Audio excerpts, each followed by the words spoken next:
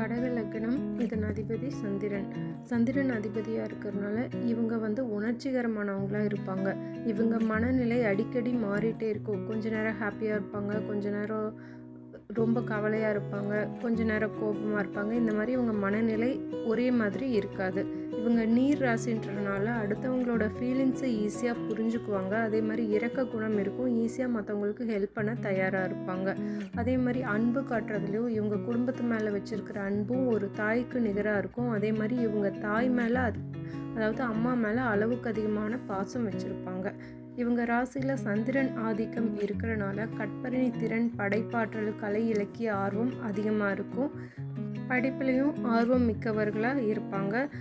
இவங்களுக்கு ஞாபக சக்தி அதிகமாக இருக்கும். கடந்த கால விஷயங்கள், பழைய விஷயங்கள், குடும்பத்தோட பாரம்பரியம் இதெல்லாம் தெரிஞ்சுக்கிறதுலையும் அதை துல்லியமாக ஞாபகம் வச்சுக்கிறதுலையும் இவங்க திறன் அதிகமாக இருக்கும். லட்சியத்தை அவ்வளோ சீக்கிரமாக விட்டு கொடுக்க மாட்டாங்க. எவ்வளவு தடை வந்தாலும் விடாமுயற்சியோட அந்த இலக்கை அடைஞ்சே தீருவாங்க.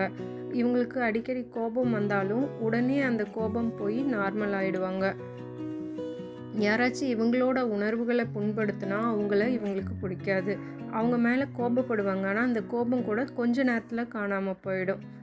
இவங்களுக்கு கடக லக்னத்துக்கு செவ்வாய் மிகச்சிறந்த யோகக்காரகராக இருக்கார். அதனால் இவங்களுக்கு அதிகாரம், பதவி மற்றும் சொத்து சேர்க்கை அமையும். அதே மாதிரி குரு 9ஆம் அதிபதியாக இருந்து இவருக்கு அதிர்ஷ்டத்தை தருவாங்க. இவங்க திருமண வாழ்க்கையை பொறுத்த வரைக்கும் 7ஆம் வீடு கலத்திரஸ்தானம் மகரம், இதோட அதிபதி சனி பகவான். இவங்களுக்கு பெரும்பாலும் முதிர்ச்சியான அல்லது பொறுப்பான வாழ்க்கை துணை அமையும். சில நேரங்களில் திருமண வாழ்க்கை தாமதமாக கூட அமையும். இது அவங்கவுங்க சொந்த ஜாதகத்தை பொறுத்து மாறும். லக்னக்காரங்க அம்மா கிட்ட ஆசீர்வாதம் வாங்கிறது எந்த கோயிலுக்கும் போகிறத விட அதிகமான பலன்களை இவங்களுக்கு தரும்.